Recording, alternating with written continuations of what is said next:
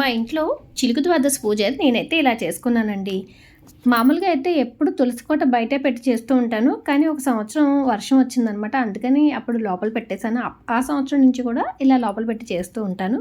ముందుగా సాయంత్రం నిత్య దీపారాధన అయితే చేస్తానండి దేవుడి మూల.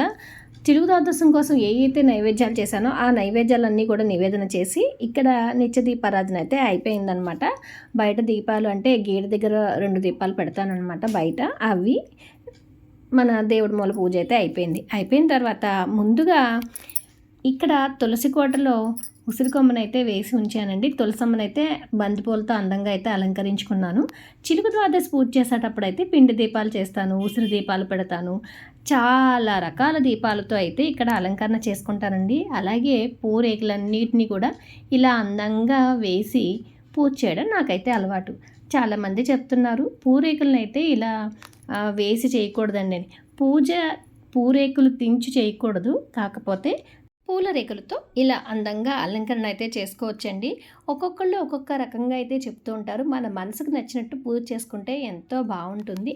చూసారా, ఇలా అందంగా అలంకరించుకుని కృష్ణయ్యని ఇక్కడ పెట్టుకొని, అలాగే విష్ణుమూర్తి, లక్ష్మీదేవి విడిగా, గోవు, కన్నయ్యలు అందరినీ అయితే అందంగా అలంకరించుకుని తులసివనంలో విష్ణుమూర్తి పూజ అయితే చేశానన్నమాట. కార్తీక మాసం ఏకాదశి రోజు స్వామివారు అంటే విష్ణుమూర్తి వారు నిద్ర నుంచి మేల్కొంటారు. తర్వాత రోజు ద్వాదశి రోజు తులసివనంలోకి వచ్చి పూజలు అందుకుంటారనమాట.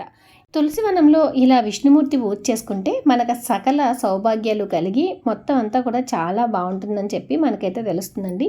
క్షీరాబ్ది వ్రతకల్పం అనే పుస్తకం చదువుతూ నేనైతే ఈ పూజ చేశాను అనమాట. ఈ పూజకు సంబంధించిన మహిమ విశేషాలన్నీ కూడా ఈ కథ చదువుతూ మనం పూజ చేస్తే మనకి చాలా బాగా అయితే అర్థమవుతాయి.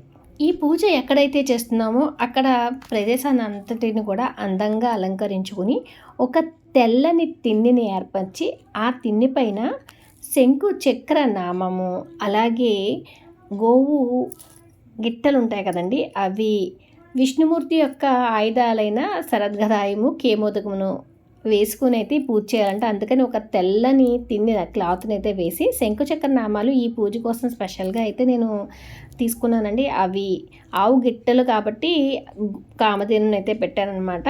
అలాగా వాటికి సంబంధించిన అన్నిటిని కూడా ఒక తమలపాకు వేసి అలా పేర్చి పెట్టాను. ఈరోజు నైవేద్యంగా రవ్వ కేసరి, అటుకుల్లో ఆవు పాలు బెల్లం వేసి కలపాలి, అలాగే ఖర్జూరం పెట్టాలన్నమాట.